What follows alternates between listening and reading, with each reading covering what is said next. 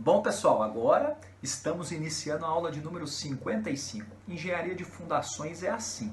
A gente compartilha, a gente estuda, a gente lê norma, a gente lê resolução, a gente procura entender as coisas e é esse o intuito desse canal. Vem comigo, vamos aprender mais um pouquinho. Bom, pessoal, vamos para a nossa aula de número 55 da NBR 6122. Meu nome é Christian Porcino, sou engenheiro civil, estou aí completando aí essa aula de número 55 no intuito de divulgar conhecimento, de compartilhar informação, de passar, ponto a ponto da NBR 6122 de 2019 para a gente conseguir meditar, pensar, compartilhar, criticar, somar ao nosso conhecimento informações relevantes para o engenheiro de fundações e contenções. Eu tenho um Instagram, que é o @ChristianPorcino, onde ali eu compartilho informações. Agora eu estou em Natal, no Rio Grande do Norte, estou fazendo uma visita aos parques eólicos aqui no Pernambuco, Paraíba e Rio Grande do Norte. Estou partindo daqui a pouco para o interior do Rio Grande do Norte, onde a gente está fazendo análises, sobre drenagem, sobre erosões, estabilidade de talude, pavimentação, terraplenagem. Isso é muito importante. Hoje, na questão da manutenção dos parques eólicos, temos visto bastante problema quando vê a chuva no Nordeste, E é isso que eu quero fazer. A partir desse momento onde, vamos falar assim, a pandemia, ela não está certamente assim controlada, mas que a gente pode, a gente precisa sair para trabalhar, precisa sair do nosso confinamento, tomando os devidos cuidados, eu e a equipe, Estamos aí eu vou compartilhando com vocês no Instagram, no Stories, em publicações, no canal, daqui a pouco também alguma história mais completa, mais relevante sobre isso de parque eólico, E, por enquanto, vamos aqui no nosso canal falando a respeito da NBR 6122 de 2019. Estamos no capítulo 8, Fundações Profundas, estamos na parte 10 deste capítulo, estamos caminhando por esta norma, tendo como pressuposto que projeto de investigação de solo não é custo, é investimento. Lembrem-se, eu posso acarretar até mesmo esse exemplo que eu estou te dando de manutenção de parque eólico, pavimentação, terraplenagem, economias em projetos, em investigações, podem gerar problemas enormes durante a etapa da vida útil da sua obra. Então, pense, empreendedor, pense como um investimento, você realmente dar valor à parte de projeto, dar tempo para que se possa pensar num projeto eficaz, eficiente, Às vezes, assim, você tem que me entregar até semana que vem, sexta-feira, eu preciso desse projeto agora! E aí vem aquela história, tem como eu juntar 3 homens para que a gravidez dure 3 semanas, 3 meses? Não tem como, tem coisa que a gente precisa de tempo de pensar, porque senão a gente vai fazer Ctrl-C, Ctrl-V. E o Ctrl-C, Ctrl-V, gente, é prejudicial, Pode gerar problemas enormes para o empreendimento, enormes. E depois tomar pancada, dá projetista? Depois a pancada vira do seu lado. Ninguém vai lembrar de quem pressionou para entregar no prazo X, Y, Z. Temos que ser mais unidos nesse ponto. Temos que bater pesado nesse negócio de prazo para a gente fazer uma engenharia de qualidade, uma engenharia que se preze nesse país, uma engenharia que vai gerar benefício para a população. Então, a gente precisa realmente buscar informações, dados de entrada consistentes, e para isso eu preciso de investigação de solo bem feita, bem detalhada, bem executada, para que esses dados de entrada me dêem consistência, para que eu tenha um projeto que vai gerar realmente informações importantes para o empreendimento, que seja um empreendimento de qualidade, que justifique aquele investimento e aquele dinheiro que vai gerar para o empreendedor, Então, vamos lutar por isso aí. Forte na teoria, forte na hora de resolver problemas, pessoal. Estudem, vamos compartilhar informações, network, pergunta daqui, entrega dali, entrega daqui, pergunta dali. Vamos divulgar a informação, vamos buscar informações no Brasil, no exterior, aonde ela estiver, vamos atrás dela, vamos nos empenhar em estudar, em separar tempos de qualidade durante toda a semana, o mês. Separem tempos, a vida é muito corrida, nós temos muita coisa para fazer durante o dia, mas cuidar da saúde e estudar é realmente fundamental, e o lado espiritual também, né? Mas o que eu quero dizer para vocês, forte na teoria, forte na hora de resolver problemas. Nós precisamos dedicar, nós precisamos entender que aquilo que eu aprendi há 10 anos atrás deverá estar obsoleto. Eu preciso continuamente buscar estado da arte, eu preciso buscar informações. Eu preciso, como minha ferramenta de trabalho, meu intelecto, a minha disposição, a minha vontade de aprender coisas novas, não importa a minha idade, não importa a minha idade, de mamando a caducando, a gente precisa buscar informações para ser forte na teoria. Desabafos à parte, lutas à parte, dia a dia à parte, vamos para a norma. A norma nos requisitos adicionais, o que ela fala para a gente? Sobre o dimensionamento da base, né? Os tubulões devem ser dimensionados, recordando, né? De maneira que as bases não têm alturas superiores a 1,80 m. Então, fato, as bases, vocês vão ver ali acima do rodapé, a parte alargada da minha base, não pode, ou seja, deve ser dimensionada para não ter altura superior a 1,80 m. Isso é a norma, tá? Tem uma brechinha para o quê? Para tubulão a ar comprimido. Cuidado, que essa brechinha vai sumir daqui a pouco, né? A tendência do tubulão a ar comprimido é ser enterrado para fazer parte da história passada, regressa da engenharia de fundações. Mas, por enquanto, quando da publicação dessa norma, a gente ainda tem que falar, né, sobre os tubulões a ar comprimido. As bases podem ter altura de até 3 metros, ou seja, eu não estou obrigando ela a ter 3 metros, eu estou falando que ela pode chegar aos 3 metros, né, desde que as condições do maciço permitam ou sejam tomadas medidas para garantir o quê? A estabilidade da base durante a sua escavação, tá? Então, eu tenho essa liberdade, mas não quer dizer que eu vou fazer isso, né? Havendo base alargada, a gente tem que ter um rodapé no mínimo de 20 centímetros, ok? Ele é obrigatório, e é obrigatório que ele seja no mínimo 20 centímetros. Ou seja, para eu estar conforme a norma, eu tenho que ter rodapé no mínimo de 20 centímetros de altura, ok? O beta, cuidado com o beta, alerta para o beta. Olha a figura 5 da norma. O beta, ele tem que ser maior do que 60 graus, mas o beta não parte desse ponto aqui não, tá, gente? O beta parte desse ponto aqui, ó. Esse beta, esse ângulo entre esse ponto da base aqui e o ponto do final aqui, ou o início, né? Depende do seu ponto de referência aqui da abertura de base, ele tem que ser no mínimo 60 graus, ok? Armaduras, cuidado, aí vai alerta, né? Armadura do fuste, ligação fuste-base. Quando for necessária, flexo-tração, flexo-compressão, dependendo do carregamento, eu precisar armar meu tubulão. Devem ser projetadas e executar de modo a assegurar a plena concretagem do tubulão. O que eu estou te falando? Cuidado com esse espaçamento, cuidado com a forma, com o formato, com o detalhamento dessa sua armadura, porque diferente de pilar, que eu desformo e consigo ver as bicheiras, lá no tubulão eu não vou ver, eu não vou enxergar o que está acontecendo. Né? Na hora que eu acabar a concretagem, eu não vejo a presença ou não de bicheira, e pior ainda, em contato direto com o solo. Então, isso prejudica realmente a vida útil, né? Essa vida útil da nossa fundação. Cuidado, cuidado. E um outro alerta que eu preciso dar para vocês, que é comum aqui nessa história de tubulão, é, camarada, escavar mais. Então, eu tenho o detalhamento da armadura, essa armadura tem um detalhamento em função do cobrimento embaixo, o cobrimento em cima. Então, ela tem um comprimento, a armadura longitudinal do tubulão. Se eu escavo a mais e desço essa armadura, eu posso ter essa parte a mais que eu escavei sem armadura em cima. Então, isso é muito comum quando isso acontece, de escavar a mais. Então, eu preciso conferir realmente as dimensões. E cuidado com aquela história, não, está escavada a mais, não tem problema. Tá, não tem problema, porque tem maior dimensão. Mas cuidado na hora de executar, que pode acarretar esse problema, né? Fendilhamento superior do concreto, né? Retração, alguma coisa dessa parte sem armadura, né? Então tome cuidado com essa história.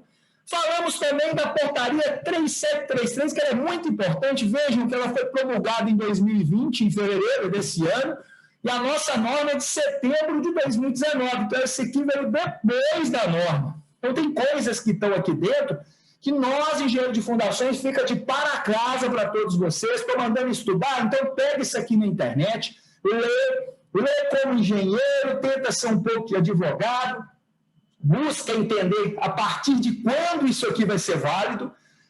Apesar de promulgado no dia 10 de fevereiro de 2020, nós precisamos entender quando que vale cada item, né? Isso tem uns alertas, tem uns que, a partir da validação do início dessa resolução, alguns itens vão passar a valer só 6 meses depois, outros 24 meses depois, mas são itens importantes, hein? Essa aqui, por exemplo, essa resolução limita aqui embaixo, né? O tubulão escavado manualmente com profundidade superior a 15 metros deve atender ao estabelecido no item lá da NR, lá embaixo, né?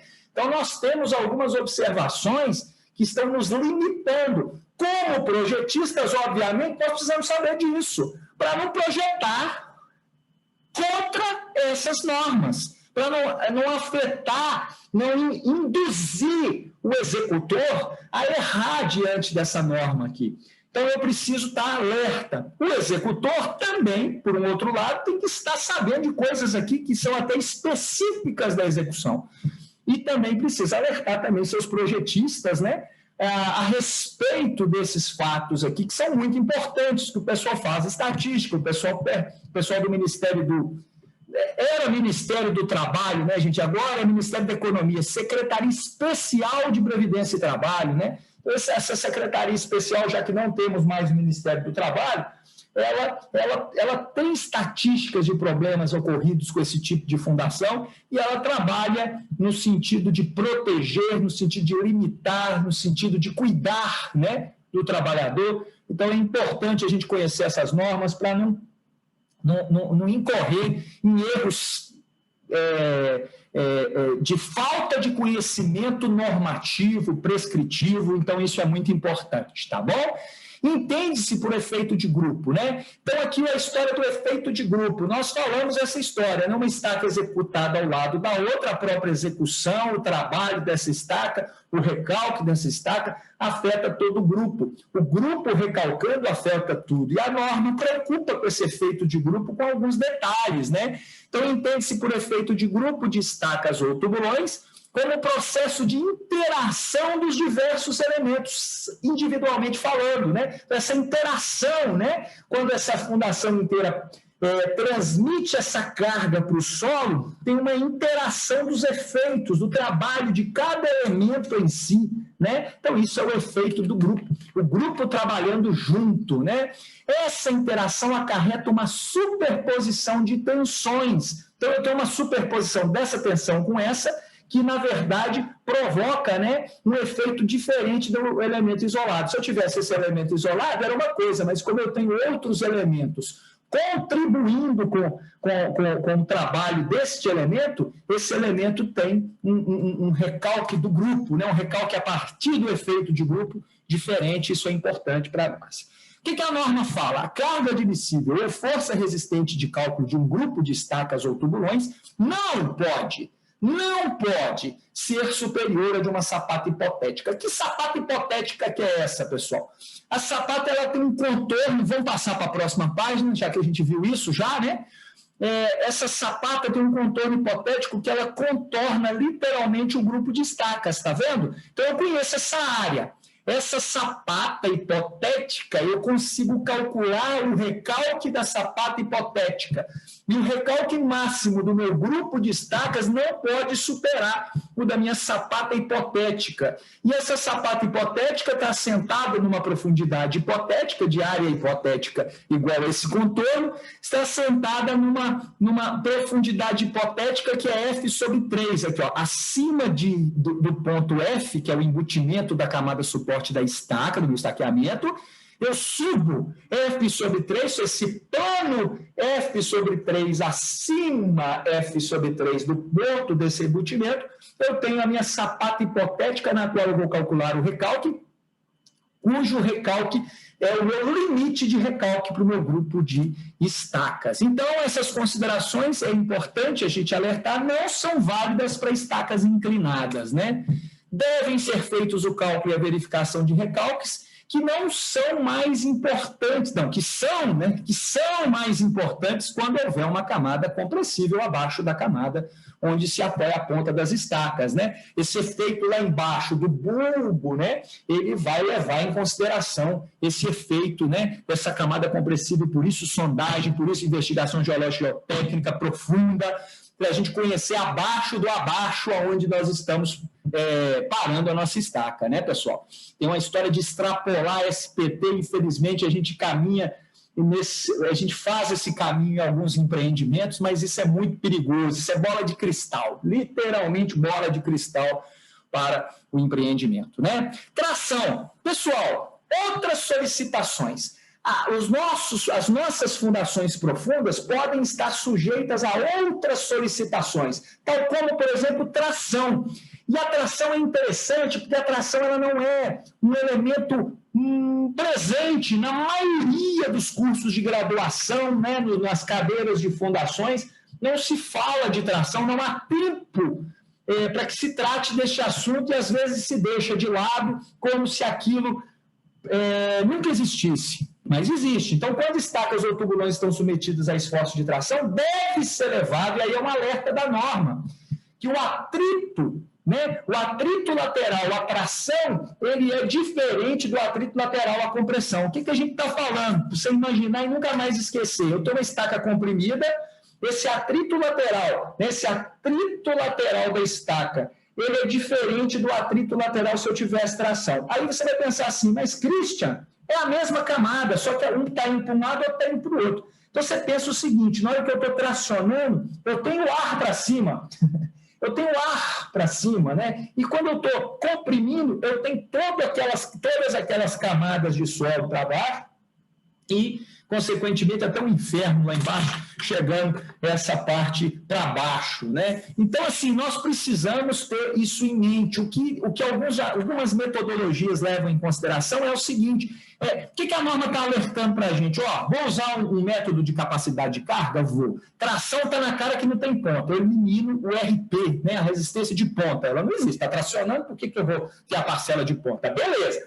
Aí ninguém tem dúvida. Todo mundo tira. Espero eu, né? Todo mundo tira a ponta, beleza. Mas o atrito lateral, ele ainda tem que dar um cascudo nesse atrito lateral, uma redução naquela capacidade de carga de atrito RAL, né, de atrito lateral, a resistência ao atrito lateral, com relação à tração, ele é menor do que o da compressão. Então, esses métodos mostram uma resistência de atrito lateral à compressão. Quando eu for tratar a tração, alguns métodos até já falam, né, 70%, 75% do valor calculado para a compressão, mas aí depende do método e da metodologia, porque também temos aí metodologias específicas para cálculo da tração que são bastante interessantes também, né, pessoal?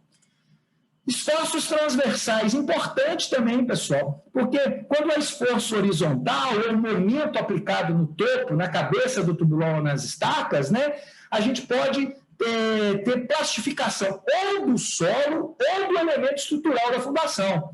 E nisso, o que eu preciso fazer no meu projeto é verificar, considerar esse comportamento na verificação de segurança contra estado limite útil e estado limite de serviço. Então, eu preciso tomar esse cuidado, conhecer, estudar métodos de verificação de esforços transversais nas minhas fundações, olhando para a fundação geotecnicamente e estruturalmente. Percebe que a norma deixa bem claro, né? Eu posso ter classificação do solo ou da estrutura.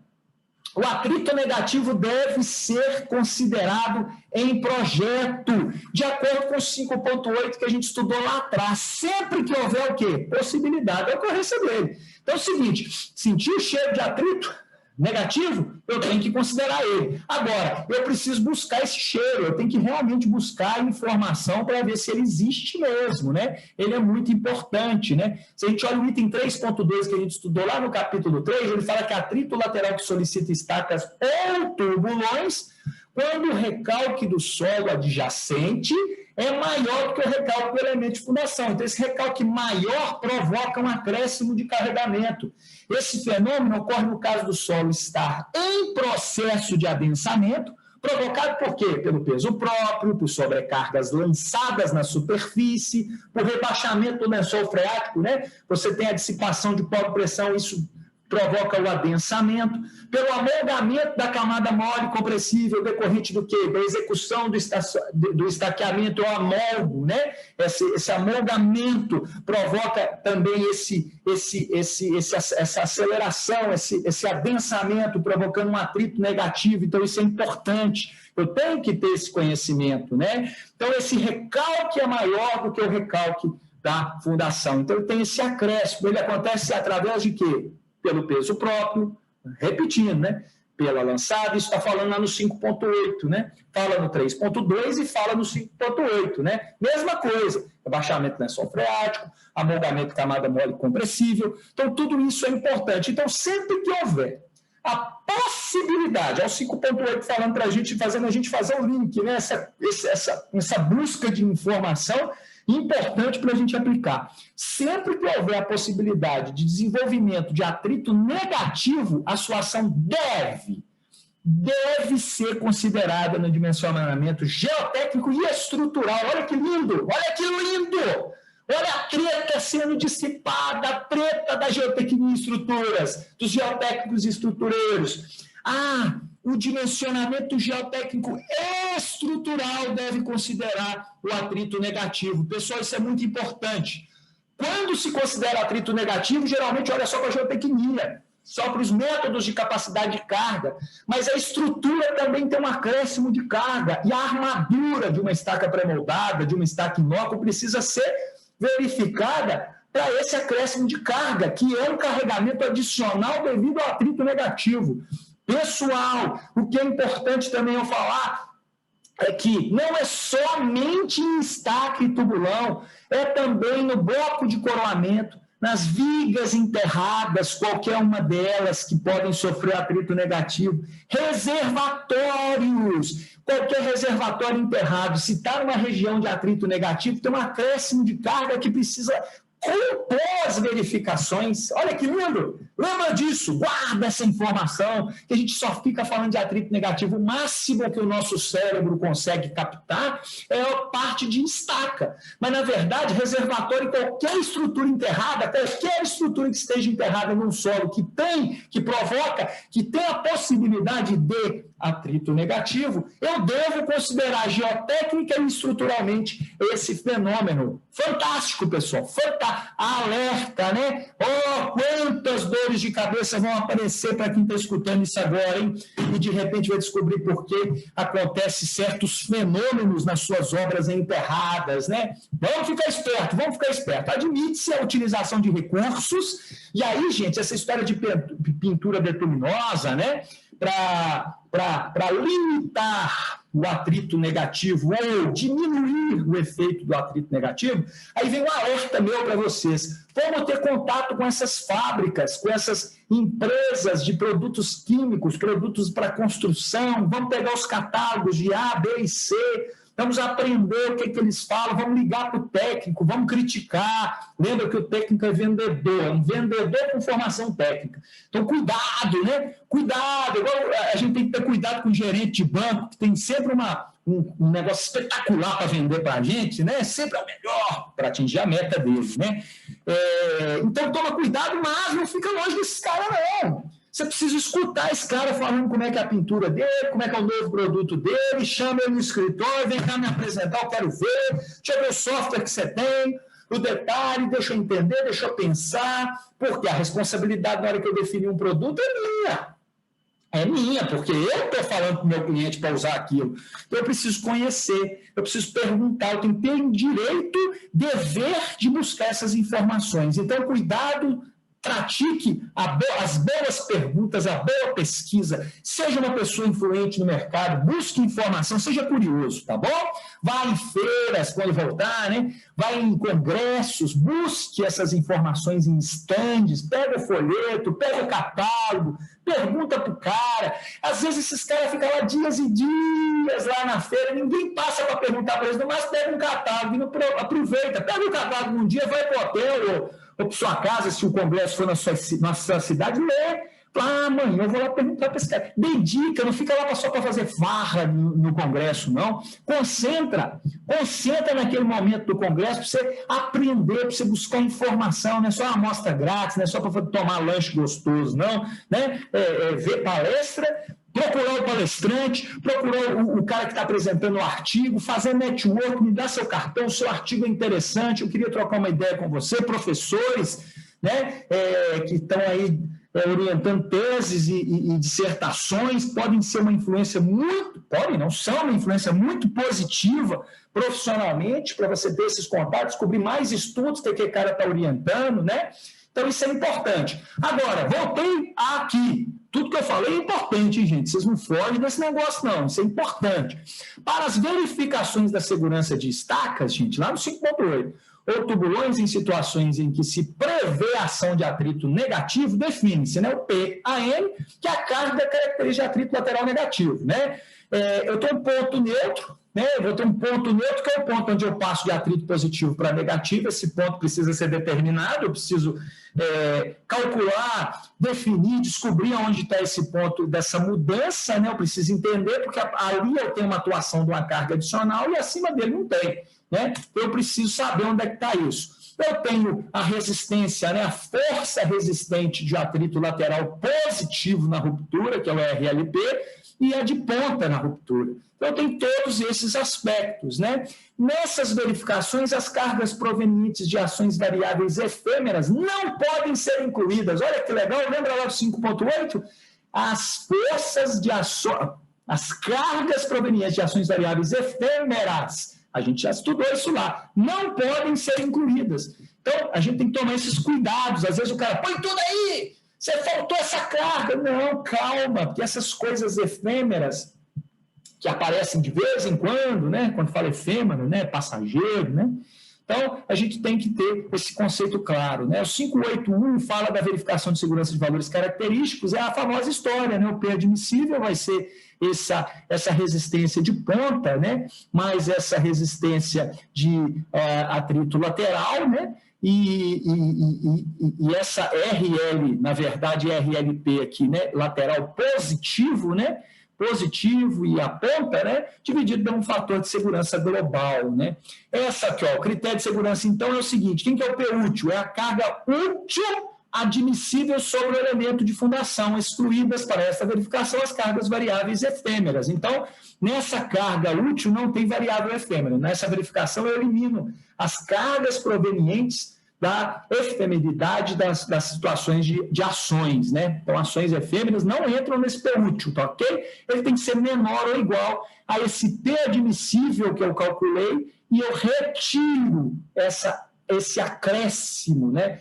Proveniente do atrito negativo. Então, essa inequação tem que ser obedecida. P útil menor ou igual esse P admissível, né, que é a carga admissível, que é calculada em função da ponta e do atrito lateral positivo, né, dividido por um fator de segurança global, isso tem que ser obedecido. E no caso de força resistente, muda um pouquinho, né, é só uma questão de critério de segurança, passa a uma comparação um pouco diferente. Cuidado que a norma, né, a norma está com esse valor aqui equivocado, né, aqui é mais, tá?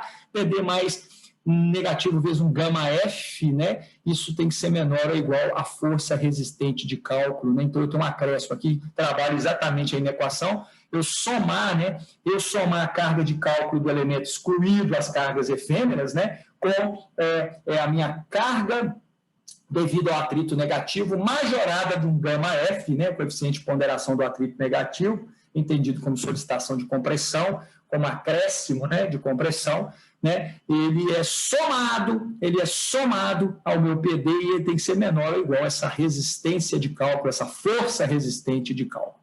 Aqui só para a gente lembrar, nesse ponto neutro, né, esse ponto neutro acontecendo, né, aonde eu tenho essa minha variação, né,